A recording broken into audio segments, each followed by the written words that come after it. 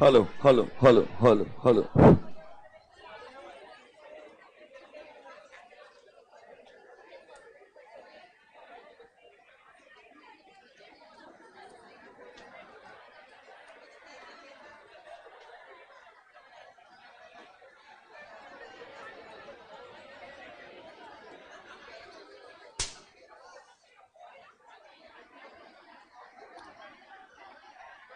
क्या हुआ? स्टार्ट किया क्या?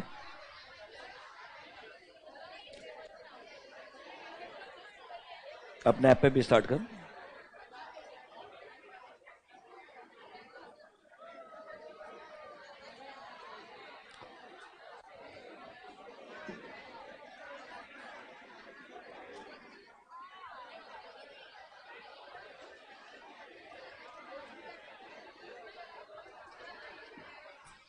किया क्या start?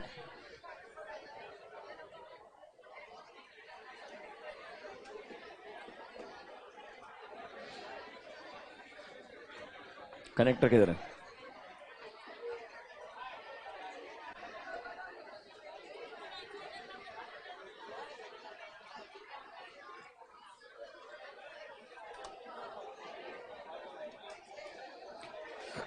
Hello hello hello.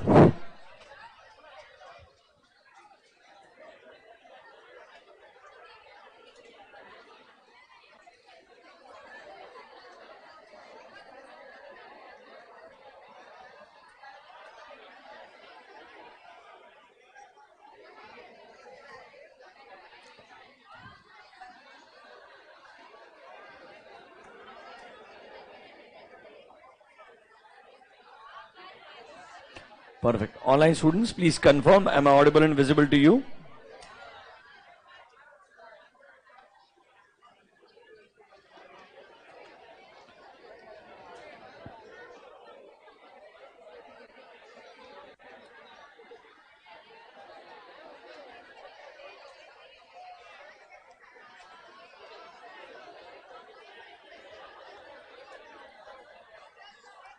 Great. Okay, can we get started?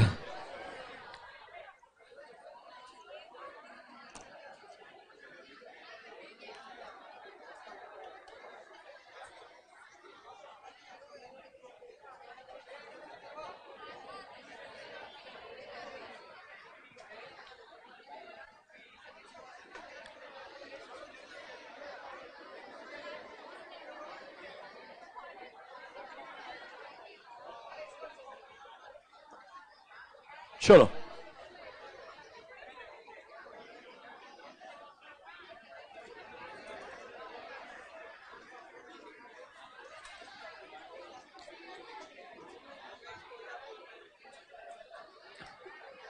Okay. Good afternoon, everyone. I said good afternoon, everyone. So now we will start with a new chapter. I want pin drop silence now. This is chapter number 11 as per ICAI module. This is chapter number 11 as per ICAI module.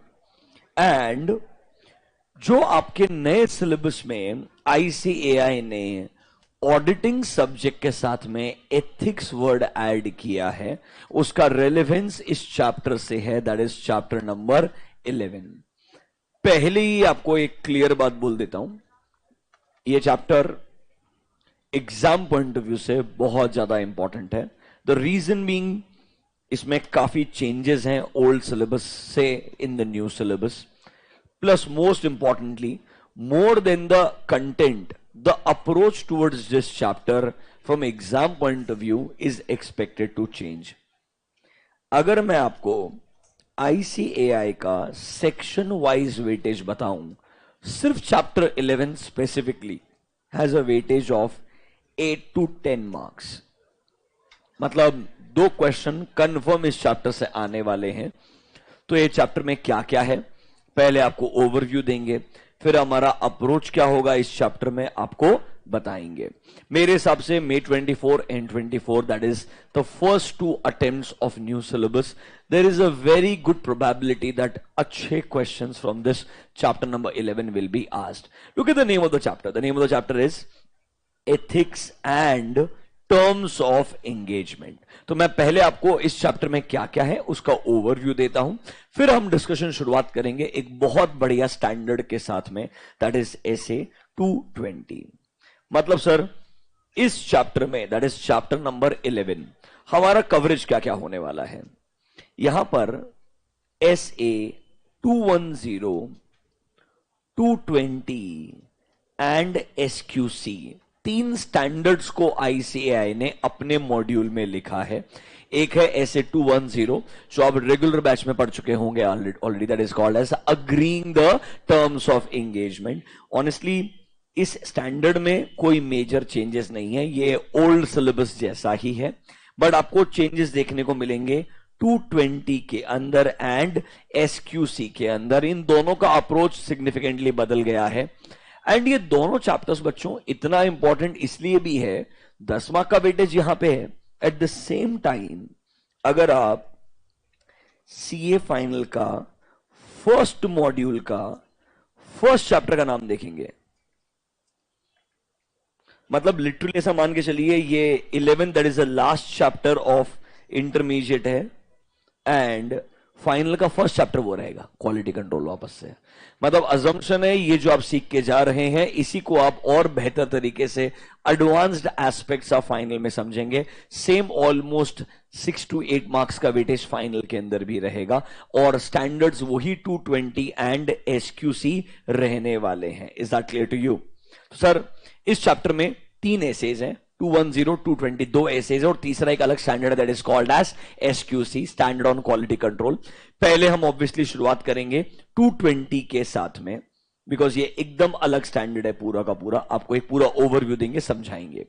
ये 3 standards के अलावा आप notice करेंगे हमारे module 2 में ethics क्या होता है, वाई वी नीड एथिक्स, उसका बेसिक इंट्रोडक्शन दिया हुआ है। सर एथिक्स के लिए प्रिंसिपल बेस्ड अप्रोच क्या होता है, रूल बेस्ड अप्रोच क्या होता है, फिर थोड़ा बहुत डिटेल डिस्कशन होगा फंडामेंटल प्रिंसिपल्स क्या होते हैं as per code of ethics of ICAI, what is independence, independence के लिए थ्रेट्स क्या क्या हो सकते हैं, थ्रेट्स टू इंडिपेंडेंस आएगा। मतलब ये काफी डिटेल में चैप्टर बनाया है। इस चैप्टर के अंदर 2 पार्ट हैं, कुछ स्टैंडर्ड्स एंड कुछ detailed discussion on fundamental principles, जिसमें मेजर फोकस होने वाला है इंडिपेंडेंस के ऊपर। Is that clear to you? पहले थोड़ा सा आपको बताते हैं what is ethics and why we believe ethics are important. Sir दुनिया के अंदर आप चाहे चार्टर्ड अकाउंटेंट है या आप सीपीए हैं या आप सीएफए हैं और यू आर अ डॉक्टर, मतलब you are practicing law, medicine और अकाउंटेंसी, प्रोफेशनल डिग्रीज बनाए इसीलिए गए हैं ताकि प्रोफेशनल्स के पास में एक अच्छा स्टैंडर्ड डिफाइंड रहेगा और उन्हें पता रहेगा इन सर्कमस्टेंसेस में हमने किस तरीके से सर्विस प्रोवाइड करना है ताकि दुनिया भर में उस इंडस्ट्री में क्या रह सके, कंसिस्टेंसी रह सके। अब अगर आपको इतना इंपॉर्टेंट काम दिया है जैसे कि आपके केस में ऑडिट करने का काम है, पूरे कंट्री के अंदर स्टैट्यूटरी ऑडिट रिपोर्ट पे साइन करने का पावर किसके पास में है, चार्टर्ड अकाउंटेंट के पास में है, तो ये इक्वली इंपॉर्टेंट है कि एक चार्टर्ड अकाउंटेंट एथिकल भी होना चाहिए। एथिकल का मतलब होता है having certain moral principles, define what is right, ethically right मतलब morally right and what is not right। तो इसीलिए कुछ कोड ऑफ एथिक्स बनाए जाते हैं और ये ना ऑलमोस्ट दुनिया के सारे बड़े प्रोफेशंस के लिए बनाए जाते हैं। हमारे लिए भी ऑब्वियसली ये जो कोड ऑफ एथिक्स है ये बनाएंगे कौन, ICAI. There is a board called as ethical standards board. क्या होता है, एथिकल स्टैंडर्ड्स बोर्ड, जो इनडायरेक्टली डिफाइन करते रहेगा टाइम टू टाइम एथिकली क्या अलाउड और क्या अलाउड नहीं है। तो एथिक्स के बारे में तो एक बेसिक सा इंट्रोडक्शन दिया है कि भाई एथिक्स इंपॉर्टेंट क्यों है। एज अ चार्टर्ड अकाउंटेंट चाहे आप प्रैक्टिस करते हो या एज अ एम्प्लॉय काम करते हो, दोनों केस में एथिकल होना इक्वली इंपॉर्टेंट है। एंड एथिक्स डिफाइंड है आपके लिए चार्टर्ड अकाउंटेंट्स एक्ट 1949 के अंदर, जो सीए फाइनल में एक प्रॉपर चैप्टर के थ्रू पढ़ाया जाएगा। एंड उसका वेटेज भी उन्होंने ऑलमोस्ट 20 मार्क्स का कर दिया है। Now they realise that audit में ethics will be a very very important part. एक तरीके से इंट्रोडक्शन इंटर में मिलेगा, बट डिटेल्ड डिस्कशन कहां पर होगा, फाइनल के अंदर होगा। तो कहना ही से हम चाहते हैं सीए प्रोफेशन के साथ में एथिक्स जुड़ा हुआ रहना चाहिए। अगर आप थोड़ा और डिटेल चाहते हैं तो सुनिएगा मेरा बात। There is something called as international federation of accountants, IFAC। क्या बोलते हैं? International federation of accountants. Globally एक तरीके से फेडरेशन है for the purpose of accounting in the world. India is a member of IFAC and India को represent करता है ICAI। कौन रिप्रेजेंट करता है? ICAI। तो कैन आई से this international federation of accountants is basically कैसे दुनिया में अकाउंटिंग स्टैंडर्ड्स, जो हम इंडेस के थ्रू भी यूज करते हैं, अलग अलग वर्ड, ऑडिटिंग स्टैंडर्ड्स, ये सब कुछ, even auditing standards, ethical standards, सब कुछ IFAC के अंडर आता है। इसके अंडर अलग अलग बोर्ड्स हैं। One of such boards is called as ISBA, that is international ethical standards board. क्या कहलाएगा? ISBA, that is international ethical standards board भी एग्जिस्ट करता है। अब इंडिया में ऑब्वियसली हमारा ICAI मेंबर है, तो उन्होंने क्या किया, ISBA के जैसे ही खुद के लिए एक बोर्ड बना लिया, that is called as ethical standards board. उसको हमने बोल दिया क्या? ESB, it is called as ethical standards board. तो हम जो as a ICAI code of ethics बना के आपको दे रहे हैं, वो एक्चुअली कोड ऑफ एथिक्स कहां से आ रहे हैं? ग्लोबल फेडरेशन से आ रहे हैं। वो फेडरेशन का नाम क्या है? IFAC। उसमें अलग अलग बोर्ड्स बना के रखे हैं। ऐसे ही international auditing and assurance standards board भी है, उसके लिए हमारे पास AASB है। बेसिकली आई निकाल देते हैं, वो फिर इंडिया स्पेसिफिक एक बोर्ड बना देते हैं, क्योंकि इंडिया को रिप्रेजेंट कौन कर रहा है? ICAI when it comes to IFAC। तो हमारा कोड ऑफ एथिक्स भी एथिकल स्टैंडर्ड्स बोर्ड के थ्रू आया है, मतलब इनडायरेक्टली कहां से आया है? IFAC के थ्रू ही आया है। Is that clear to you? एक बेसिक सा ओवरव्यू है कि नॉर्मली एथिक्स क्या होता है। अब सर, हमारा जो डिस्कशन होगा दो पार्ट में डिवाइड कर रहा हूं। पहले स्टैंडर्ड पे जाता हूं, उसकी दुनिया पूरी अलग है। प्रोबेबिलिटी है 220 जो पढ़ा रहा हूं, एंड इसके बाद जो SQC पढ़ाऊंगा, उन दोनों पे सबसे ज्यादा चांसेस है क्वेश्चन आने के। 220 पे सबसे ज्यादा, बिकॉज SQC पे नॉर्मली क्वेश्चन फाइनल में आता है। आपके सिलेबस में है, बताएंगे आपको, बट उसका normally you can say preference जो है वो क्वेश्चन फाइनल में ज्यादा रहेगा। इंटर के लिए 220 बहुत इंपॉर्टेंट रहेगा। फिर मैं आऊंगा आपके चैप्टर के अंदर, इंडिपेंडेंस रिक्वायरमेंट्स क्या होते हैं, थ्रेड्स टू इंडिपेंडेंस क्या होते हैं, ये कोड ऑफ एथिक्स का इंट्रोडक्शन क्या है, ये पूरा पार्ट आपको बताया जाएगा। मतलब अभी हमारा डिस्कशन इस चैप्टर में कहां से शुरुआत होगा? 220 के साथ में। किसके साथ में? 220। पूरे चैप्टर का वेटेज 8 से 10 मार्क का है। 220 पे क्वेश्चन आ सकता है, जनरल इंडिपेंडेंस पे क्वेश्चन आ सकता है, SQC पे क्वेश्चन आ सकता है। 210 बहुत आसान से ऐसे है, आपको एक बार रिवाइज भी करवा देंगे, डोंट वरी, पर वो ओल्ड सिलेबस जैसा ही था, और आप में से रेगुलर बैच वाले बच्चों ने तो पढ़ाई है ऑलरेडी, एंगेजमेंट टर्म्स क्या होता है। Can we get started? Can we start ऐसे 220? चलिए everyone, I want your 100% attention. Online students आप भी ढंग से सुनिएगा, थोड़ा पेशेंस रखिएगा। 220 बिल्ड करना पड़ेगा, ये एक मजेदार स्टैंडर्ड है। सुनिए, SA 220।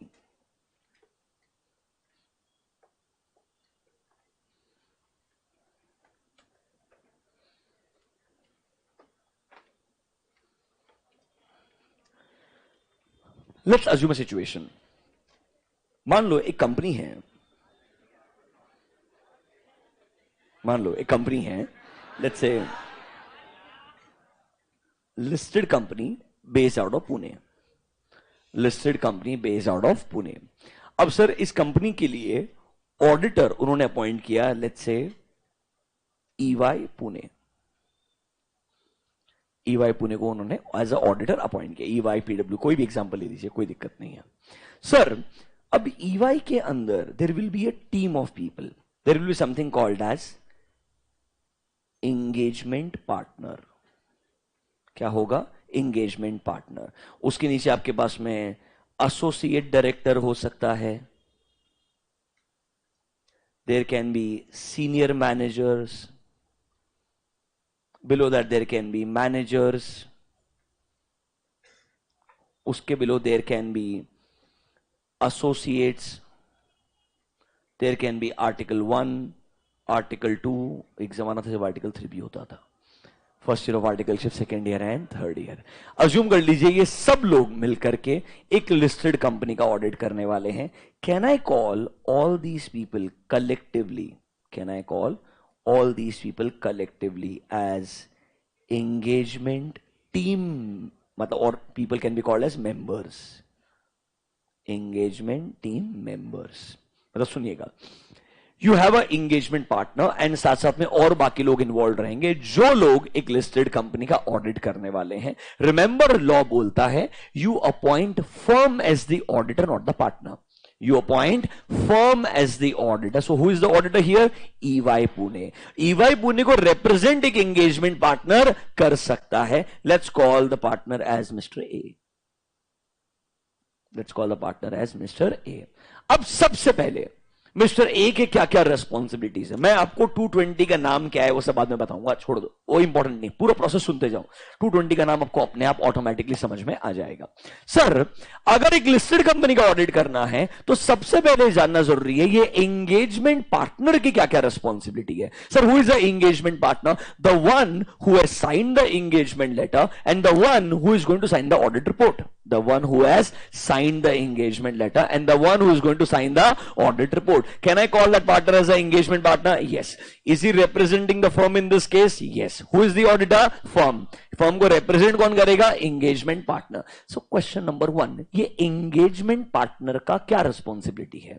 सर याद करो, हमने एक नया क्लाइंट एक्सेप्ट करना है कि नहीं करना है, या अगर ये पुराना क्लाइंट है तो कंटिन्यू करना. दो वर्ड्स होते हैं, एक होता है एक्सेप्टेंस, दूसरा वर्ड होता है कंटिन्यूएंस. मतलब सर अगर ये नया ऑडिट है, एक वर्ड होगा इनिशियल ऑडिट एंगेजमेंट. क्या वर्ड है? Initial audit engagement. मतलब लास्ट ईयर हमने ऑडिट नहीं किया है, इस साल हमको पहली बार अपॉइंट किया जा रहा है, तो हमने क्लाइंट एक्सेप्ट करना है या नहीं करना है. और अगर मान लो हम लास्ट ईयर भी ऑडिटर थे, इस साल भी हमें क्या करना है? कंटिन्यू करना है. तो क्वेश्चन ये आता है शुड आई कंटिन्यू और नॉट. मतलब एंगेजमेंट पार्टनर का रिस्पॉन्सिबिलिटी बनता है उन्होंने प्रॉपर एक्सेप्टेंस और कंटिन्यूएंस एनालिसिस लगाना चाहिए. क्या लगाना चाहिए?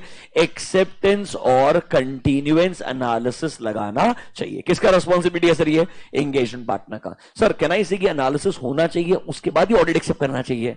अरे उसके बाद ही ऑडिट क्या करना चाहिए? एक्सेप्ट. और अगर मान लो मैं लास्ट ईयर ऑडिटर था तो ये एनालिसिस मुझे हेल्प करेगा कि मैंने कंटिन्यू करना है कि नहीं करना है. ऐसा कुछ वर्ड याद आ रहा है क्या आपको? कहीं तो पढ़ाया था आपको मैंने, रिवाइज करवाएंगे, डोंट वरी. अभी के लिए who is responsible for this analysis? Engagement partner. What analysis sir? Acceptance करना है या नहीं करना है. अगर फर्स्ट ईयर एंगेजमेंट है तो क्वेश्चन आएगा एक्सेप्टेंस के बारे में. सर कैसे डिसाइड करोगे कि क्लाइंट एक्सेप्ट करना चाहिए कि नहीं करना चाहिए? कंपनी के मैनेजमेंट का रेपुटेशन कैसा है मार्केट में, कंपनी में ओनर्स कौन कौन है, सोर्सेज ऑफ फाइनेंस मतलब पैसा कहां कहां से आया है, कंपनी का लास्ट 5 साल का फाइनेंशियल कंडीशन कैसा है. सुनिए, कंपनी से बढ़िया रहेगा, तुम्हारे पास में कोई एनबीएफसी का ऑडिट करने का एक्सपीरियंस ही नहीं होगा, मतलब तुम्हारे पास में इंडस्ट्री का एक्सपीरियंस है कि नहीं, तुमने सोचना पड़ेगा. Do I have right set of people जो मेरे लिए क्या कर सकते हैं? ऑडिट कर सकते हैं. ये सब सोच के आप डिसाइड करते हैं should I accept this client और नॉट. अभी के लिए there is a analysis called as acceptance और कंटिन्यूएंस एनालिसिस. कौन लगाएगा ये? Engagement partner. कौन लगाएगा ये? Engagement partner. एक बार बताओ, आप लोगों ने कंपनी से पढ़ा है क्या? उसके अंदर इंडिपेंडेंस की रिक्वायरमेंट पढ़े हैं क्या? ऑडिटर शुड बी इंडिपेंडेंट, मतलब he should not be disqualified under 141 subsection 3. याद आ रहा है क्या?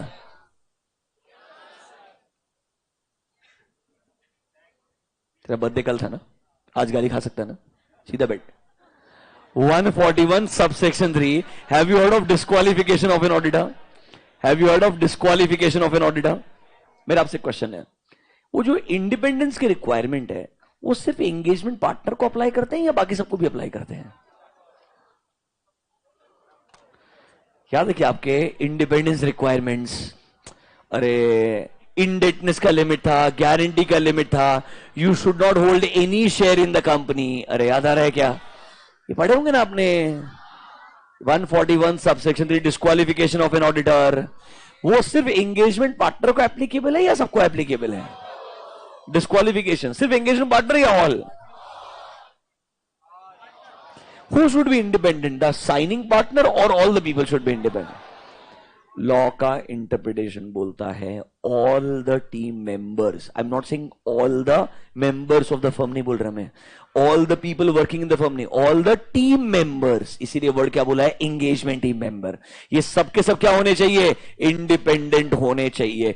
अब सुनिएगा मेरा बात, ये सब के सब इंडिपेंडेंट है कि नहीं, ये कौन इंश्योर करेगा? Engagement partner. मतलब हम एक्चुअली में पूरा डिस्कशन क्या कर रहे हैं? Responsibilities of engagement partner. ये डिसाइड करेगा क्लाइंट एक्सेप्ट करना है कि नहीं करना है, ये डिसाइड करेगा मेरी टीम में कौन कौन रहेगा, ये डिसाइड करेगा एंड साथ साथ में इंश्योर भी करेगा that all my team members should be independent as well as ethical, should be independent as well as ethical। ये इंडिपेंडेंस आएगा लॉ से, इंडिपेंडेंस आएगा लॉ से। एग्जांपल सुनो, 141 subsection 3 disqualification of an auditor, 139 subsection 2 rotation of an auditor, 144 prohibited. कुछ ऐसे याद आ रहा है क्या? ये सबके सब सेक्शन किसके लिए बनाए? To support the word independence. अरे इधर तो डिस्क्वालिफिकेशन बोला है। तुम अगर ऑडिटर है और तुमको 141 सबसेक्शन 3 में एक भी कंडीशन फुलफिल हो गया, will you become a disqualified person? Will you have to resign from the office? Yes. Rotation याद है क्या? 5 साल 10 साल, उसके बाद तुमको दूर रहना पड़ेगा, मतलब इनडायरेक्टली डिस्क्वालिफिकेशन ही हो गया। अरे रोटेशन क्यों बनाया था? इंडिपेंडेंस के लिए तो बनाया था भाई, वरना आप 25 साल तक सेम ही कंपनी को ऑडिट करते रहेंगे। Can I say these sections were prepared only and only to enhance independence of the auditor? Yes or no? So they are applicable not just for the signing partner, they are applicable for all the team members. They are applicable all the team members. ये होता है independence requirements. क्या होता है? Independence requirements. Now there are ethical requirements also. Now there are ethical requirements. Sir, have you heard the word integrity? Auditor should be honest. Objectivity याद आ रहा है क्या? प्रोफेशनल ड्यू केयर याद है क्या? प्रोफेशनल बिहेवियर, कॉन्फिडेंशियलिटी मेंटेन करना चाहिए, वो सब क्या एथिकल रिक्वायरमेंट्स है ना? क्या ऑनेस्ट से पार्टनर होना चाहिए, बाकी लोग ऑनेस्ट नहीं होने चाहिए क्या? सबके सब होने चाहिए ना यार। मतलब सर सुनिए, एंगेजमेंट पार्टनर डिसाइड करेगा क्लाइंट एक्सेप्ट करना है कि नहीं करना है। अगर नया क्लाइंट है, पुराना क्लाइंट है तो डिसाइड करेगा कंटिन्यू करना है कि नहीं करना है। एंगेजमेंट पार्टनर रिस्पॉन्सिबल है कि सारे टीम मेंबर्स क्या होने चाहिए? इंडिपेंडेंट भी होने चाहिए एंड एथिकल भी होने चाहिए। एंगेजमेंट पार्टनर डिसाइड करेगा कौन क्या एरिया चेक करने वाला है। फर्स्ट ईयर आर्टिकल को इन्वेंट्री चेक करने के लिए दे दिया मैन्युफैक्चरिंग कंपनी, रिस्क इन्वॉल्व ज्यादा है कि नहीं है? तो कहना इसे जिधर ज्यादा रिस्क रहेगा, ज्यादा एक्सपीरियंस टीम मेंबर को काम देना चाहिए। So who will decide, who will check what? Engagement partner. कहना इसे सारा रिस्पॉन्सिबिलिटी आप किसको दे रहे हो? एंगेजमेंट पार्टनर को दे रहे हो। ये सब ऐसा क्यों किया जा रहा है? क्योंकि हम चाहते हैं पूरे ऑडिट में आपका काम करने का क्वालिटी बढ़िया होना चाहिए। क्या बढ़िया होना चाहिए? ऑडिट का क्वालिटी बढ़िया होना चाहिए। तो सर इट स्टार्ट्स विथ हमने ये क्लाइंट एक्सेप्ट ही करना है कि नहीं करना है, हमने ऑडिट के लिए क्या क्या टीम मेंबर को रखना है, हमने ऑडिट कैसे करना है, डॉक्यूमेंटेशन कैसे करना है। सुनो, ऑडिट को लगता है किसी एरिया में एक्सपर्ट को हायर करने का जरूरत है, किसी को हायर करने का जरूरत है? एक्सपर्ट को। तो कहना इसे ये डिसीजन भी कौन लेगा? Engagement partner. जिधर मुझे लगता है मेरे पास एक्सपर्टीज नहीं है, एक्सपर्ट को हायर करना चाहिए। Not hiring an expert will also impact my audit quality.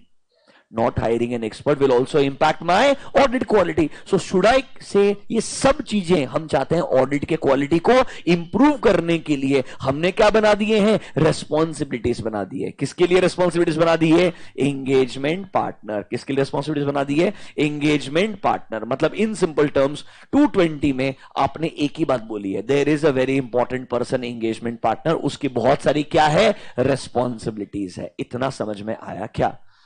क्या अगले पार्ट पे जाऊं? ये सब लिखवा के दूंगा आपको, डोंट वरी, किधर क्या लिखना है, कितना पार्ट लिखना है। आज पहले एक बार बेसिक अंडरस्टैंडिंग आ जाए। अब एक खतरनाक चीज बताने जा रहा हूं, सुनने का ट्राई करना। All the best. Sir same company है, ईवाई पुणे को अपने ऑडिटर अपॉइंट किया। Mister A is called as engagement partner. There is one more partner, this is called as quality control partner और रिव्यूअर। क्वालिटी कंट्रोल पार्टनर और reviewer मतलब EY के पास में बॉम्बे ऑफिस भी है, they have Delhi Gurgaon office also, they have Calcutta office also. उन्होंने क्या किया, लेट्स से बॉम्बे या गुड़गांव ऑफिस से एक सीनियर पार्टनर को पिक किया। Let's say partner is mister B, he is also partner of EY, he is also a partner of EY, but he is a senior partner। and उन्होंने बोला ये senior partner को हम appoint करते हैं as a quality control partner, as a quality control partner. मतलब सुनिएगा, company same है, अभी भी उसी कंपनी का ऑडिटर है, मेन पार्टनर एंगेजमेंट पार्टनर कौन है? Mister A. हम बोल रहे हैं इस ऑडिट के अंदर बढ़िया क्वालिटी मेंटेन रहे, इसके लिए एक पार्टनर और अपॉइंट कर लो, उसको हम बोलते हैं QRP, that is called as quality control partner या quality control reviewer, quality review partner. अलग अलग वर्ड्स है, हर फर्म अलग अलग चीज यूज करता है। तुम्हारे स्टैंडर्ड में आएगा क्वालिटी कंट्रोल रिव्यूअर। क्या वर्ड आएगा? Quality control reviewer. But generally वो होता पार्टनर है, वो होता क्या है? पार्टनर है। मतलब सुनिएगा वापस से, अज्यूम कर लीजिए बजाज फाइनेंस का ही ऑडिट रिपोर्ट साइन करना है, ईवाई पुणे के अंदर mister A is the signing partner. हमने बोला ईवाई के ही बॉम्बे ऑफिस से या गुड़गांव ऑफिस से एक सीनियर पार्टनर मिस्टर बी को भी इन्वॉल्व कर दो, but he will be called as a quality control partner. ऐसा क्यों कर रहे हैं सर हम? क्योंकि कभी कभी in case of risky engagements, सुनिएगा, कभी कभी in case of risky engagements there is too much only on the shoulders of one और two partners.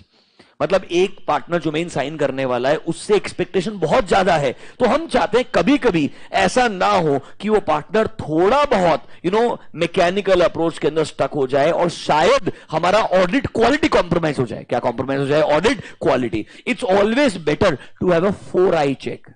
It's always better to have a 4 eye check. मतलब 2 eye is your main partner, is your main partner, we are including one more partner. ये इंसान execution नहीं करेगा, ये इंसान execution नहीं करेगा। ये इंसान क्या करेगा? पूरे ऑडिट में प्लानिंग बराबर कर रहे हैं क्या? गाइड करेगा। सर हम एग्जीक्यूशन बराबर कर रहे हैं क्या? थोड़ा रिव्यू करेगा। डॉक्यूमेंटेशन ठीक से कर रहे हैं क्या? चेक करेगा। डिस्कशन में इन्वॉल्व रहेगा, थोड़ा बहुत सजेशन देगा मेन पार्टनर को। आइडियली रिपोर्ट फाइनलाइज करेंगे, उसके पहले रिपोर्ट भी हम किसको दिखाएंगे? क्वालिटी कंट्रोल रिव्यूअर को दिखाएंगे। इसको बताएंगे हम क्या मैटर की ऑडिट मैटर में लिखेंगे, क्या मैटर को ईओएम में लिखेंगे। हर लेवल पे डिस्कशन होते रहेगा with another partner that is called as quality control partner. क्या आपको थोड़ा कॉन्सेप्ट समझ में आ रहा है क्या? This is applicable in case of listed companies. This is applicable in case of listed companies. ये requirement ये है, हमारे पास में एक separate partner होना चाहिए, reviewer होना चाहिए। उसको हम क्या बोलेंगे? quality control partner और reviewer। थोड़ा समझ में आया क्या? मेरे को डाउट है, प्लीज तुम ही हेल्प कर सकते हो। करोगे क्या हेल्प? मान लो ऐसा होता है, कैसा होता है सर? सर ऐसा होता है कि ये पार्टनर बोलना चाहता है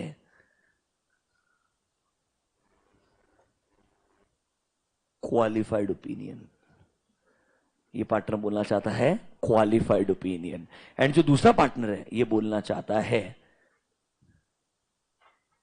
क्लीन ओपिनियन। क्या बोलना चाहता है? Clean.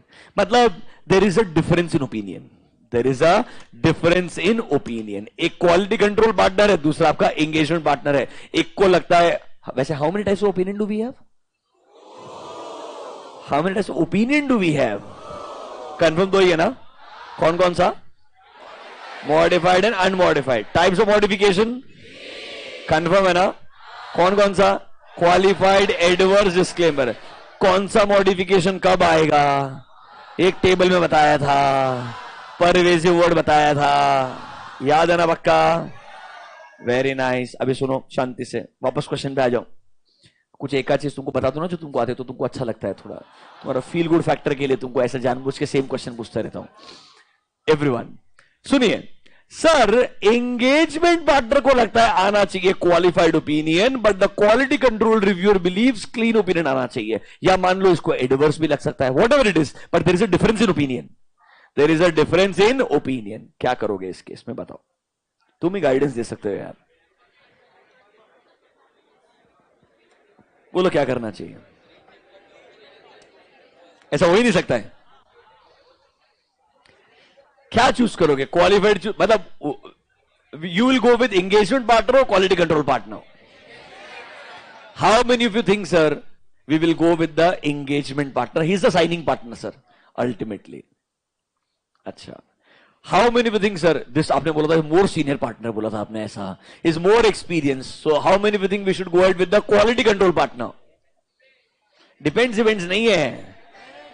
How many of you think we should go with quality control partner? कोई इज्जत ही नहीं है यार।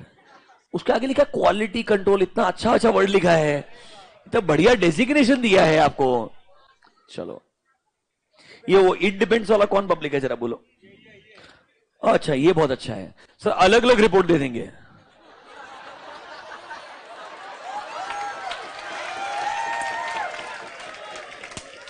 ऑडिट फर्म एक ही है, रिपोर्ट एक ही आएगा, अलग अलग रिपोर्ट नहीं आ सकता है। Is that clear to you?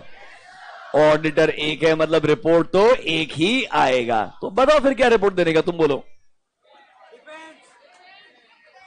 तुम बोलो। मेरे को नहीं पता, मेरे को समझ ही नहीं आ रहा क्या करना चाहिए। टॉस कर लेना चाहिए ना। एक काम करो, जाने दो, तुमको मैंने बहुत ज्यादा बता दिया, ये भी नहीं बताना चाहिए था। मैं आंसर ही नहीं बताता हूं, छोड़ दो, बहुत हो गया। तुम रिलायबल लोग ही नहीं, सुनते नहीं, बात ही नहीं सुनते मेरा तुम लोग। मैं बात ही नहीं कर रहा।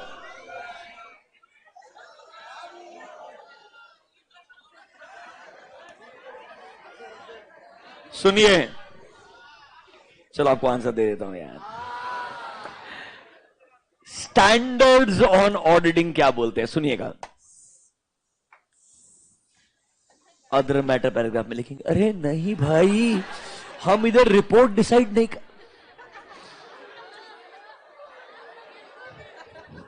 इतना ज्यादा एप्लीकेशन मत कर दो अपना नॉलेज। सुनो, स्टैंडर्ड बोलता है, तुम मेरे को बहुत मारने वाले हो, बट स्टैंडर्ड क्या बोलता है? स्टैंडर्ड बोलता है इन case of difference of opinion between engagement partner and quality control reviewer, they have to resolve the differences, they have to follow the firm's methodology। Generally ऐसे सर्कमस्टेंसेस में एज अ ईवाई फर्म हम किस चीज को support करते हैं? What ever is normally the stand of firm should be agreed upon by both the partners and they have to resolve the difference, because एक firm के partners में internally difference होना is a very big problem from a users point of view. तो standard clearly बोलता है अगर ऐसा हो भी जाए तो आपको अपने डिफरेंसेस को रिजॉल्व करना पड़ेगा एंड एक कॉमन कंक्लूजन पे आना पड़ेगा। जनरली जो भी फर्म के नॉर्मल पार्टनर्स का स्टैंड होता है इस सर्कमस्टेंसेस में वो आपने लेना चाहिए। मतलब can we do this? Standard नहीं बोलता बट इंटरप्रिटेशन बोलता है can we involve other partners and see that in this situation normally as a EY, because I am just signing on behalf of the firm. Who is the auditor? EY Pune. Are you understanding this?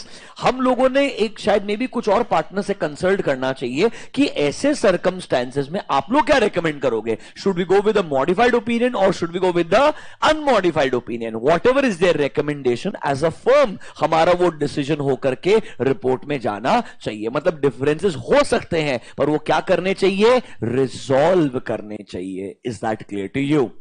थोड़ा आपको बात समझ में आया क्या? मतलब sir हम पूरे 220 ऐसे में चाहते हैं हमारे ऑडिट का क्वालिटी क्या होना चाहिए? बढ़िया होना चाहिए। हम क्या चाहते हैं? हमारे ऑडिट का क्वालिटी क्या होना चाहिए? बढ़िया होना चाहिए। ये एक एंगेजमेंट के ऊपर बात कर रहे हैं। देखो ना, मैंने शुरुआत ही किया, एक कंपनी का ऑडिट आप कर रहे हो, हम ये पूरे फर्म का क्वालिटी का बात नहीं कर रहे हैं। हम बोल रहे हैं एक कंपनी का ऑडिट करते वक्त कैसे हम क्वालिटी को क्या रखेंगे? कंट्रोल में रखेंगे। उसके लिए जो ऐसे बना के दिया है उस ऐसे का नाम क्या है? SA-220, quality control during the audit. Quality control during the audit. थोड़ा बात समझ में आया क्या? पक्का? Do you have any doubt around this ऐसे अभी तक जो बताया मैंने आपको? मैंने आपको एक बेसिक मीनिंग दिया कि भाई क्वालिटी कंट्रोल के लिए एंगेजमेंट पार्टनर के काफी मेजर रिस्पॉन्सिबिलिटीज है and there can be a separate partner can be called as quality control partner. सिर्फ आपको एक बात बोल देता हूं, लिस्टेड कंपनीज में ये होता है 100%।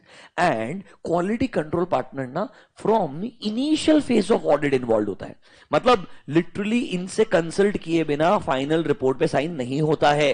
रादर प्लानिंग, एग्जीक्यूशन, हर फेज में ये पार्टनर इन्वॉल्व रहेगा। बस इनको अवेयरनेस रहेगी। ये कुछ कंसल्टेशन जैसे रिकमेंडेशन वगैरह दे सकते हैं बट ये आपके फर्म के ही पार्ट होते हैं। हालांकि स्टैंडर्ड बोलता है अगर आपका फर्म छोटा है, लेट्स से फॉर एग्जांपल, ऐसा स्टैंडर्ड ने लिखा नहीं बट इंटरप्रिटेशन है, if it's a small firm you don't have lot of partners और आपको लगता है हमारे पास है ही 2-3 पार्टनर, उसमें से एक पार्टनर ऑडिट करने वाला है, तो क्वालिटी कंट्रोल रिव्यूअर कैसे अपॉइंट करेंगे?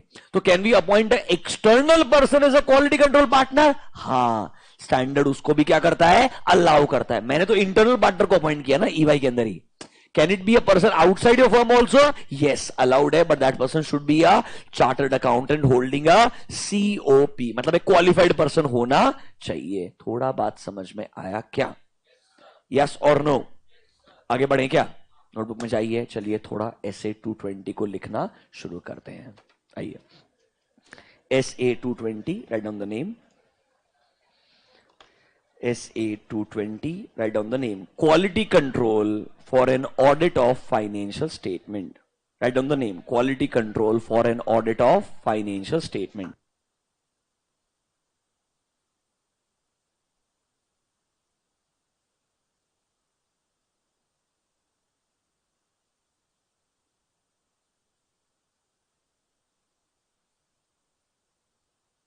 तुम्हारा सीनियर है, पास हो गया है, हैप्पी बर्थडे वगैरह नहीं है।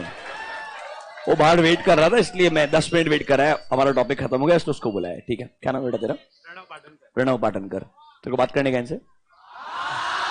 देख, ये टाइम पास करना चाहते हैं। एक मेरा बात सुन, इनको ऑल द बेस्ट बोल दे, इनको ऑल द बेस्ट बोल दे और थैंक यू बोल दे। ठीक है, ठीक है, just 1 minute hear him out, सुन लेते हैं। अब बच्चे 10 मिनट वेट किया है यार, ऐसा। और ये क्लास में सिंसियर था, वैसे मेरे को दिखता रहता था हमेशा, he was sincere in the class.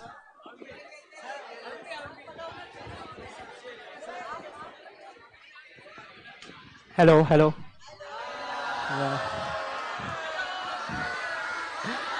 अभी हाय मत करो, बाय भी होने वाला है, रुको। So like I just want to say that like Rishabh Jain's so like Rishabh Jain's class was excellent, like all the concepts were clear. So like each concept is like Jannat concept, so you don't have to worry about that. So yeah, you guys just work hard, and I hope it's all of yours dream is to become CA. So just work hard, and you'll do it. So yeah, thank you. Yeah.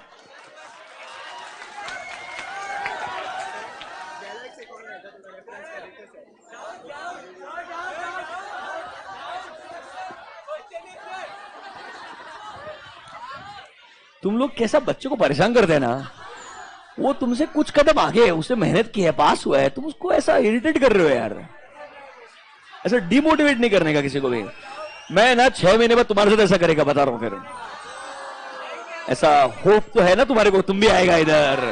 ऐसा positivity है कि नहीं है? Very good, notebook में जाइए, given next heading SA-220। SA-220, write down. Quality control for an audit of financial statements. Write down the name. 220, name is quality control for an audit of financial statements.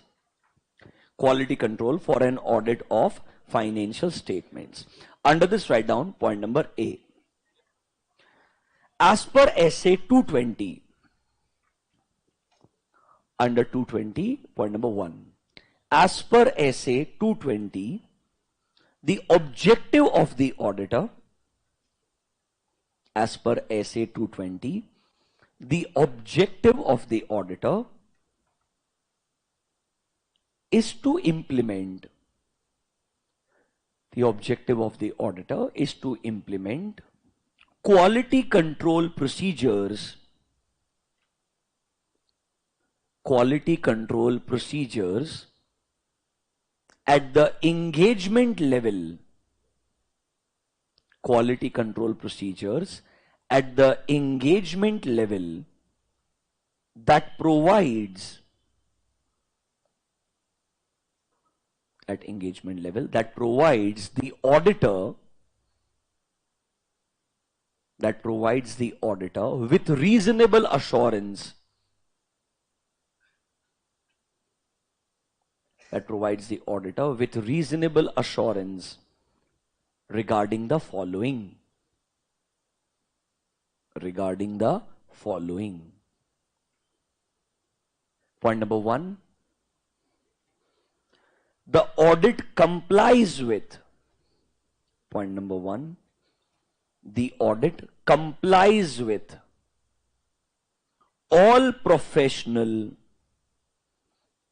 complies with all professional and technical standards, complies with all professional and technical standards, and legal and regulatory requirements, and legal and regulatory requirements. Bullet point number 2, the audit report issued, the audit report issued is appropriate, the audit report issued is appropriate in the circumstances.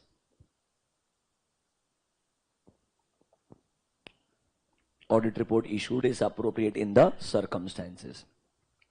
220 पे कुछ भी question आए, मैं आपको standard चीज बोलता हूं, 4-5 mark के लिए कुछ भी आया ना, जो पॉइंट नंबर 1 आपने अभी लिखा है ना, ये सबसे इंपॉर्टेंट है। ये चीज आपको मैं पहले समझाता हूं, उसका रेलेवेंस समझिए, उसके बाद बिना आर्ग्यूमेंट किए इसको याद कर लीजिएगा। स्टैंड बहुत सिंपल सी चीज है, बट ये बहुत ज्यादा इंपॉर्टेंट है। मतलब 220 का कोई सा भी आंसर हो, ये पॉइंट आना ही चाहिए। इसके बाद में जो स्पेसिफिक चीज रहेगी आपको बता देंगे। सुनिएगा ये क्या बोलता है।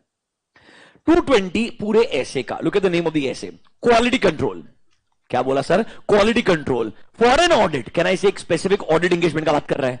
एक ऑडिट एंगेजमेंट में क्वालिटी कंट्रोल कैसे इंश्योर करोगे, उसके लिए ऐसे बनाया है, नाम है ऐसे 220। ये ऐसे का एक ही ऑब्जेक्टिव है, हम चाहते हैं as a engagement partner, as a engagement partner ऐसे क्वालिटी कंट्रोल प्रोसीजर्स लगाओ। क्या लगाओ? क्वालिटी कंट्रोल प्रोसीजर्स, कि जब आप उन्हें इंप्लीमेंट करो तो 2 चीजें अचीव हो जानी चाहिए। क्या अचीव हो जानी चाहिए? 2 चीजें। कैन आई से इस बार ऑडिटर को बोला है तुमने कंट्रोल लगाना चाहिए ताकि तुम तुम्हारे काम से ये 2 ऑब्जेक्टिव को अचीव कर सकते हो। मुझे एक बात बताइए, हर ऑडिटर एक ऑब्जेक्टिव क्या अचीव करना चाहता है? कि भाई उसका ओपिनियन बराबर हो, मतलब उसका ओपिनियन गलत नहीं होना चाहिए। आपको डर किससे लगता है? ऑडिट रिस्क से है। याद है क्या? Audit risk, audit risk is the risk that auditor क्या दे देगा? गलत ओपिनियन दे देगा। याद आया क्या? तो सर क्या ऑडिटर चाहेगा कि मेरी रिपोर्ट क्या होनी चाहिए? बराबर होनी चाहिए। मतलब अगर क्लीन ओपिनियन आना चाहिए तो मैंने क्लीन ही दिया है, मॉडिफाइड आना चाहिए तो मैंने क्या दिया है? मॉडिफाइड ही दिया है। कैन आई से एवरी ऑडिटर वुड वांट उसका रिपोर्ट क्या होना चाहिए? अप्रोप्रिएट, मतलब सही होना चाहिए। मतलब क्या होना चाहिए? सही होना चाहिए। दूसरा चीज, क्या हर ऑडिटर चाहेगा ऑडिट करते वक्त जो जो एसेज एप्लीकेबल है हमने कंप्लाई करने चाहिए, जो जो गाइडेंस नोट्स एप्लीकेबल हमने वो कंप्लाई करने चाहिए, जो जो कंपनीज एक्ट के रिक्वायरमेंट्स एप्लीकेबल है, जैसे हमारे ऑडिट रिपोर्ट के साथ में कारो आता है, हमारे ऑडिट रिपोर्ट के साथ में क्या आता है? कारो। Is that the duty of the auditor? Yes, कारो इंक्लूड करना किसका ड्यूटी है? ऑडिटर का ड्यूटी है। मतलब सिंपल है सर, हम चाहते हैं हमारा ऑडिट एंगेजमेंट ऐसा होना चाहिए कि हमारी रिपोर्ट बराबर हो इस सर्कमस्टेंसेस में, एंड हमारा ऑडिट करते वक्त जो जो स्टैंडर्ड्स है, जो जो लीगल एंड रेगुलेटरी रिक्वायरमेंट है, ये हमने क्या करने चाहिए? कंप्लाई करने चाहिए। इसके लिए मैं चाहता हूं बढ़िया क्वालिटी कंट्रोल स्टैंडर्ड्स लगाना। क्या लगाना? क्वालिटी कंट्रोल स्टैंडर्ड्स लगाना। मतलब एंगेजमेंट पार्टनर चाहता है हमारे पास में बढ़िया क्वालिटी कंट्रोल प्रोसीजर्स होने चाहिए, जिन्हें हम क्या करेंगे? इंप्लीमेंट करेंगे, ताकि हमारे 2 ऑब्जेक्टिव अचीव हो जाएंगे। हमारे क्या ऑब्जेक्टिव अचीव हो जाएंगे? 2। Number 1, we will comply with all applicable standards and legal requirements, and our audit report will be appropriate. Our audit report will be appropriate. ये 2 चीज आप अचीव करना चाहते हो, इसके लिए पूरा क्या लगाया है आपने? 220। Read the objective once again, शांति से पढ़ो। एज पर ऐसे 220 ऑडिटर का एक ऑब्जेक्टिव है। क्या सर? हम बढ़िया एंगेजमेंट लेवल, मतलब इस एक ऑडिट के लिए मतलब इस एक ऑडिट के लिए ऐसे क्वालिटी कंट्रोल प्रोसेसेस को लगा करके इंप्लीमेंट करना चाहते हैं कि हमें रीजनेबल अश्योरेंस मिले। किसके रिगार्डिंग? दो चीजों के regarding. Read bullet point number 1 and 2 that हमारा ऑडिट कंप्लाई करता है with all applicable technical and professional standards. मतलब जो भी स्टैंडर्ड्स अप्लाई होते हैं, चाहे वो एसएस हो या अदर देन एसएस भी हो सकते हैं, बट नॉर्मली ये ऑडिट है तो एप्लीकेबल क्या होगा? स्टैंडर्ड्स ही होगा, प्लस क्या होगा? गाइडेंस नोट्स आएगा। प्लस क्या आएगा? गाइडेंस नोट्स आएगा। एंड क्या मेरे लिए लीगल रिक्वायरमेंट्स भी अप्लाई होती है as auditor? Yes. Is companies act applicable for the auditor? हाँ। There are sections and sub sections which are applicable for companies auditor. क्या हमने उन्हें कंप्लाई करना चाहिए? Yes. And bullet point number 2 देखो, हर ऑडिटर चाहता है उसका रिपोर्ट क्या होना चाहिए? अप्रोप्रिएट। मतलब I should not give a wrong report, I should not give a wrong opinion. Is objective clear to you? वापस से पढ़िए, is objective word by word clear? ढंग से पढ़िए। ये आपने अचीव करने का ट्राई करना है, ये मेन पर्पस है, उसके लिए पूरा क्वालिटी कंट्रोल कॉन्सेप्ट बनाया है।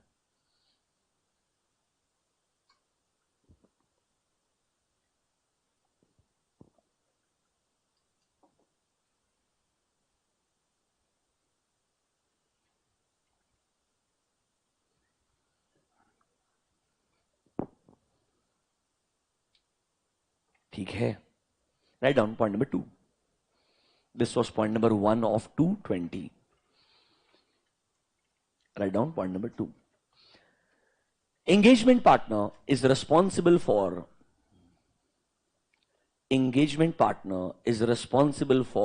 the following matters. Engagement partner is responsible for following matters. Responsible for following matters. Let's make a list. Number A,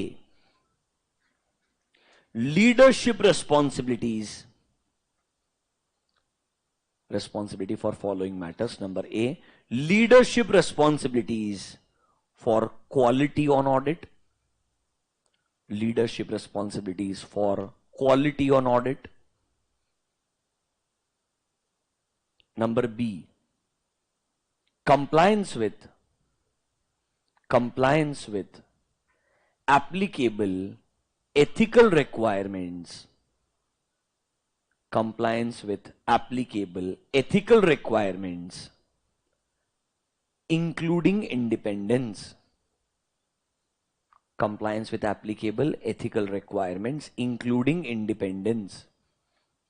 बच्चे ने बराबर 3 बजे का अलार्म लगाया था, so it's time to wake up. Compliance with applicable ethical requirements, including independence. Point number C, acceptance and continuance. Point number C, acceptance and continuance of client relationship. Acceptance and continuance of client relationship. Point number D, assignment of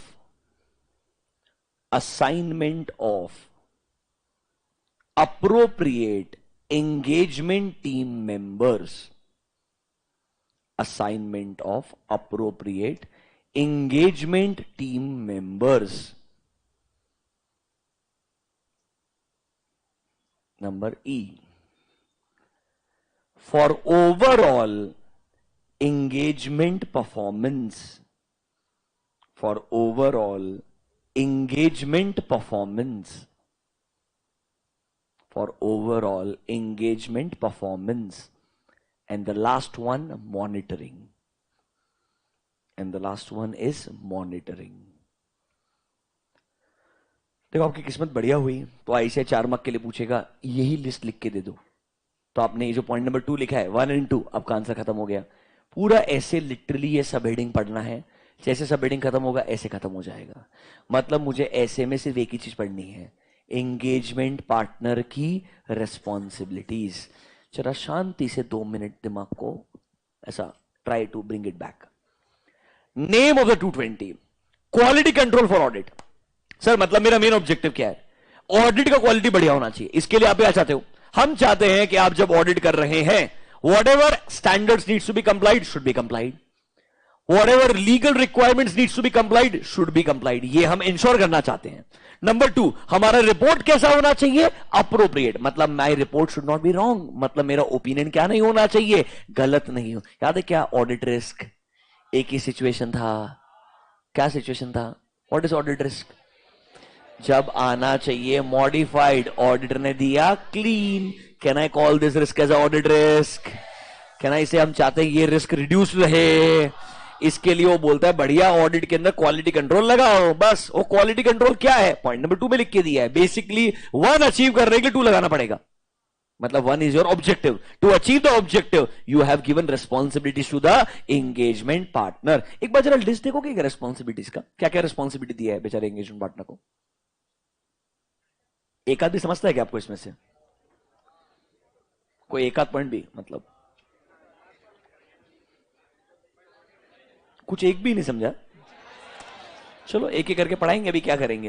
मेरे हिसाब से आपको ये point number B आना चाहिए, सी आना चाहिए, D तो मैं कुछ आने के लिए है ही नहीं. सही टीम मेंबरों का असाइन करना चाहिए यार. आसान सा. एक एक करके डिस्कशन क्लोज करें. Let's start with the first one that is called as leadership responsibility for quality on audit. सुनो मेरा बात, एक ट्रिक बोलता हूं. जो आपने पॉइंट नंबर 1 में लिखा है, क्या लिखा है पॉइंट नंबर 1 में? क्वालिटी कंट्रोल से क्या अचीव करना चाहते हो? 2 चीज. ऑडिट करते वक्त कंप्लायंस होना चाहिए. किसका? स्टैंडर्ड्स का, लीगल रिक्वायरमेंट का. एंड ऑडिट रिपोर्ट क्या होना चाहिए? बराबर. वो 2 चीज हर जगह चिपका देना. मतलब वो किसी भी एक चीज पे क्वेश्चन पूछे, लीडरशिप रिस्पॉन्सिबिलिटी पे क्वेश्चन पूछे, वो पॉइंट आ जाएगा. मतलब any area they ask, you can include that objective as it is. You can include that objective as it is. Let's start with number 1. आइए मॉड्यूल्स में 1A.15 देखो क्या बोलता है. Leadership responsibilities for quality on audit. Leadership responsibilities for quality on audit. देखो बहुत आसान है sir.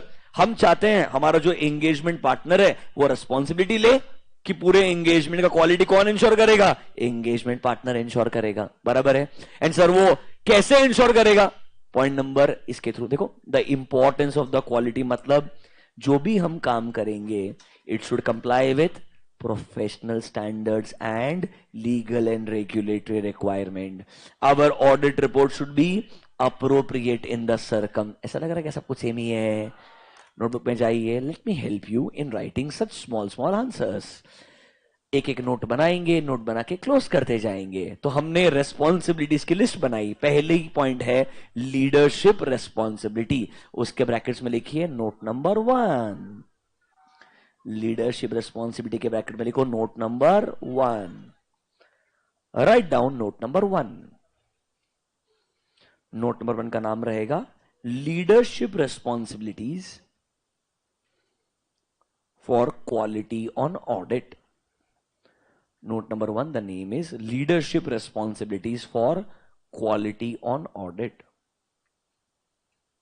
Under this, point number A. Leadership Responsibilities for Quality on Audit. Number A. Engagement partner should take responsibility for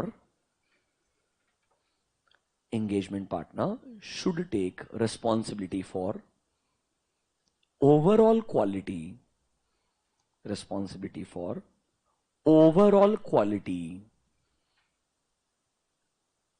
on each audit engagement. Overall quality on each audit engagement. Simple सा point है. Engagement partner ने responsibility लेना चाहिए. भाई हर जो engagement के लिए मैं पार्टनर हूं, मैं साइन करने वाला हूं, उसमें पूरे क्वालिटी की रेस्पॉन्सिबिलिटी किसका है? पार्टनर का है. पॉइंट नंबर ए सिंपल है. Point number B. engagement partner should emphasize on the following aspects.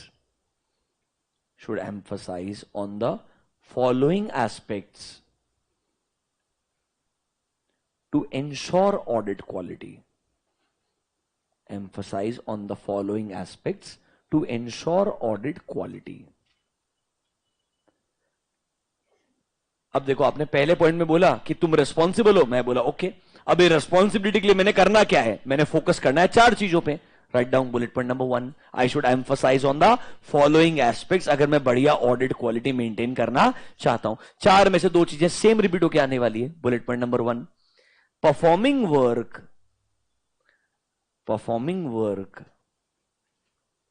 that complies with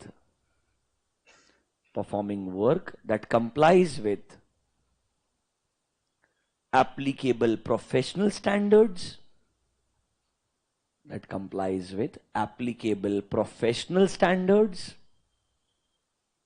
and legal requirements.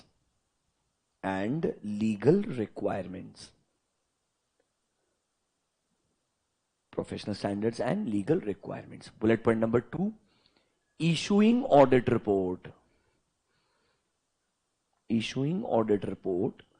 that is appropriate. In the circumstances.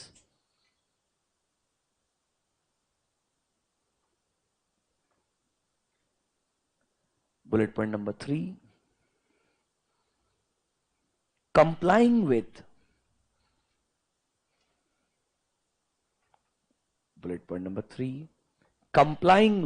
firms quality control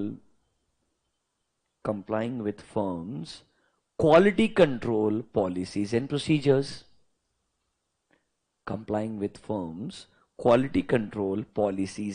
procedures. For example, compilation of final audit file.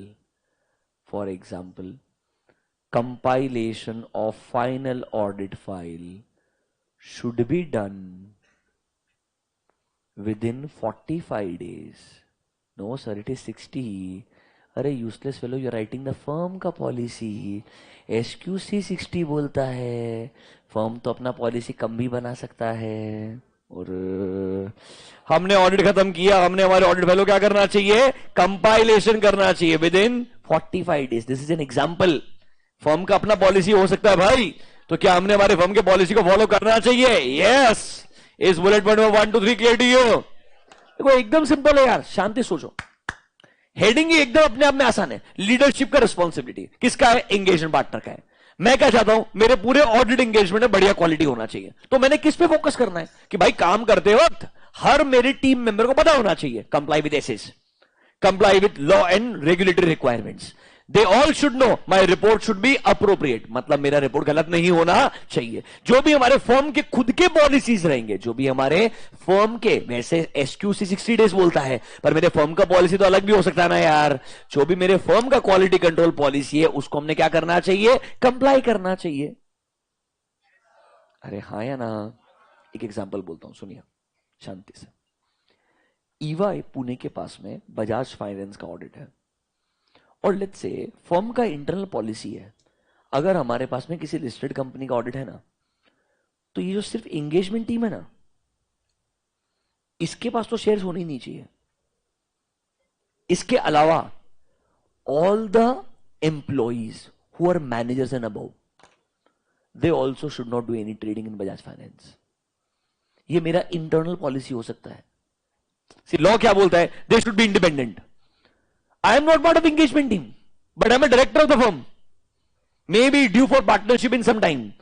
हो सकता है ना rotation of partner हो जाए. आज partner ए sign कर रहा है, अगले साल पार्टनर बी भी तो साइन कर सकता है.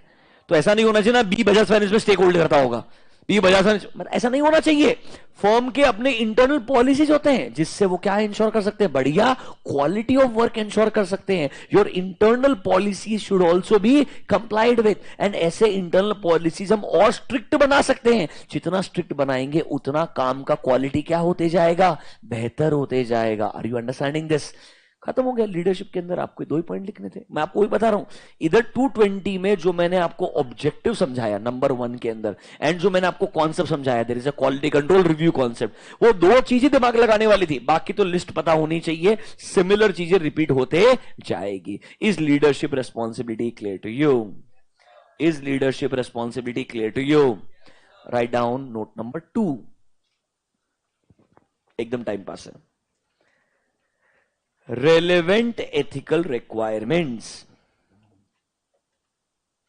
Note number 2, relevant ethical requirements. Under this एक के सेंटेंस लिख दो, क्लोज कर देंगे. Engagement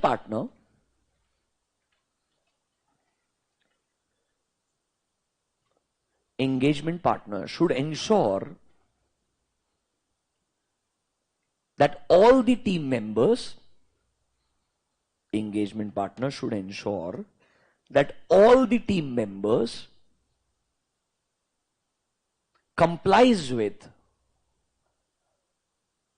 all the engagement team members complies with applicable independence and ethical requirements, compliance with applicable independence and ethical requirements,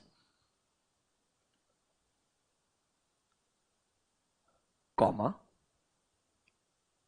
all the independence and ethical requirements, comma, in case of any threat to independence, in case of any threat to independence, in case of any threat to independence, engagement partner should try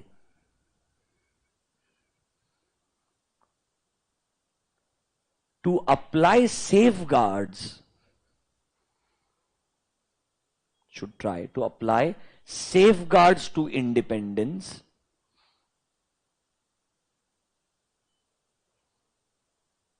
so that such threat, safeguards to independence, so that such threat,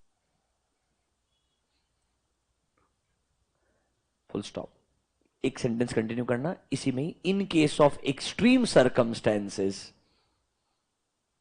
in case of extreme circumstances, engagement partner may consider withdrawal. In case of extreme circumstances, engagement partner may consider withdrawal. सुनिए, आप एक engagement partner हो, एक audit के लिए आपके team members हैं, 4 team members हैं, these are my respective team members. मैं सबसे ना एक्चुअली में एक ईमेल के थ्रू, ईमेल का सब्जेक्ट होता है compliance with ethical requirements including independence, वो ईमेल भेजता हूं सारे टीम मेंबर्स को एंड उनसे अंडरटेकिंग लेता हूं कि हां हम सब अंडरटेकिंग लिख के दे रहे हैं that we are complying with independence and ethical requirement. इसमें पता क्या होता है, कंपनीज एक्ट के सारे प्रोविजन आते हैं, चार्टर्ड अकाउंटेंट्स एक्ट के पूरे प्रोविजन आते हैं, और प्रॉपर साइन करके, इन case of smaller firms it's a physical signature, in case of bigger entities it's a email confirmation. आप उसमें प्रॉपरली या तो आप बोलते हैं yes I agree that I am complying with all these independence ethical requirements, और आई से I disagree. अगर सब लोगों ने आई अग्री बोला है, मतलब एंगेजमेंट पार्टनर ने इंश्योर किया है सबके सब क्या है, कंप्लाई करते हैं. किसके साथ में, इंडिपेंडेंस एंड एथिकल रिक्वायरमेंट. अगर एक थोड़ा सा भी हिंट मिलता है that one of my team member, उसके रिलेटिव के अंदर आने वाले लोगों में से कोई तो एक डायरेक्टर है कंपनी का, या लेट्स से उनके रिलेटिव के डेफिनेशन में आने लोगों के पास में एक मेजर शेयर होल्डिंग है कंपनी के अंदर, याद आ रहा है क्या shareholding, up to the face value of 1 lakh relative को अलाउ किया है. फेस वैल्यू बोला है, क्या बोला है, face value, not the market value, मतलब बहुत ज्यादा है, मतलब बहुत ज्यादा है, बट वो होल्ड करना अलाउ किया, बाइंग एंड सेलिंग अलाउ नहीं किया है. अगर थोड़ा सा भी उसको थ्रेट लगता है कि मुझे लगता है कोई तो एक आर्टिकल है जो मेरे को लगता है थोड़ा एफएनओ ट्रेडिंग करना पसंद करता है, कोई तो एक आर्टिकल है जो क्या पसंद करता है, एफएनओ ट्रेडिंग करना, और मेरे को हिंट मिलता है हम टाटा मोटर्स का ऑडिट करें, वो टाटा मोटर्स में एफएनओ ट्रेड कर रहा है, तो कहने से सेफगार्ड लगाना चाहिए. सेफगार्ड मतलब उसको गेट आउट कर देना चाहिए, रिस्क को रिड्यूस करना पड़ेगा ना यार, ये समझ लो क्या मेरा बात. और लेट्स से अगर ये काम लेट्स से बहुत एक्सट्रीम हो जाए और हमको लगता है मैनेजर, सीनियर मैनेजर वगैरह भी इन्वॉल्व है, मतलब it seems like a insider trading and all, तो शायद अगर एज अ पार्टनर आपको रिस्क बहुत ज्यादा लगता है, can you even consider withdrawal from the engagement. मतलब आपको independence and ethical requirements ensure करने हैं. अच्छा सुनो, जो थ्रेट्स टू इंडिपेंडेंस है उससे आप मत डरो, थ्रेट्स टू इंडिपेंडेंस तो आपको हम पढ़ाएंगे कल, अरे कल थ्रेड्स पढ़ाएंगे सारे के सारे, ये थ्रेड्स को सेफगार्ड कैसे कर रहा है वो भी बताएंगे आपको। मतलब वो जो सेंटेंस लिखाया है उसका डिस्कशन कल होने वाला है। आज आपको 220 का एक बेसिक ओवरव्यू दिया है एंड आपको मैंने 2 रेस्पॉन्सिबिलिटीज को डिटेल में समझाया है। एक काम करेंगे आप लोग, एक रिक्वेस्ट है आपसे, सिर्फ 220 में जो मैंने आपको 2 नोट लिखाए एंड जो 2 पॉइंट लिखाए उसको रिवाइज करके आओगे तो कल अब मस्त 220 को पहले टेक ऑफ करके उड़ाएंगे, फिर चैप्टर पे जाएंगे और फिर समय मिलेगा तो एसक्यूसी पे जाएंगे। अभी गुड, मतलब आपको थ्रेड्स टू इंडिपेंडेंस, सेफगार्ड सब कुछ बताया जाएगा। I hope this is clear to you. Thank you online students. ये chapter specifically, please fast track students आपको भी बता रहा हूं, ये चैप्टर काफी इंपॉर्टेंट है, स्पेसिफिक वेटेज 10 मार्क का है और इसीलिए आपको रेगुलर लेक्चर के साथ में मर्ज किया है फॉर फ्यू डेज। जैसे ये चैप्टर कंप्लीट हो जाएगा आपका अप्रोच वापस से अलग हो जाएगा। अभी के लिए आपको ये रेगुलर लेक्चर अटेंड करना है, आपको और टेलीग्राम पे इंस्ट्रक्शंस दिए जाएंगे। Thank you, please follow this, you will be good. Bye bye.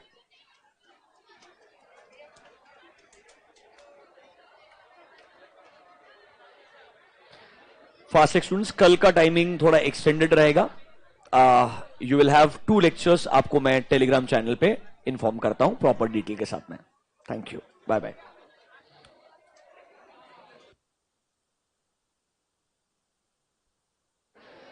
Shravani, note number 2 जो है वो बहुत सिंपल सा है, मतलब it talks about compliance with independence and ethical requirements.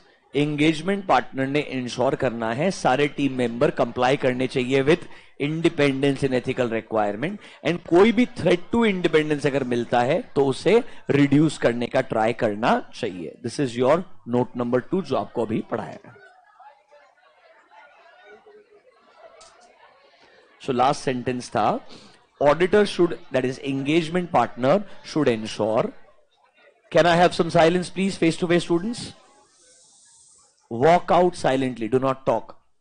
Online students, note number 2 बोलता है, engagement partner should ensure that all his team members complies with independence and ethical requirements and in case of any threat to independence, in case of any threat to independence, partner should apply appropriate safeguards.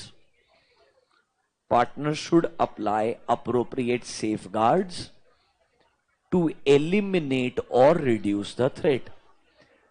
Partner should apply appropriate safeguards to eliminate or reduce the threat. और last में एक sentence लिखाया था, in extreme circumstances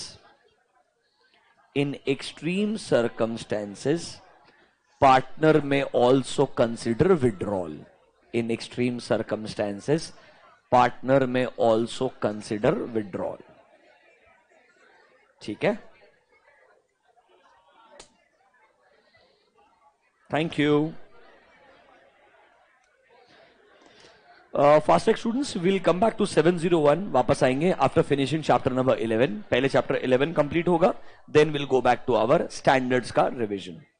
okay, thank you. Tomorrow will have 3 hour का classes, I will give you the details. Thank you.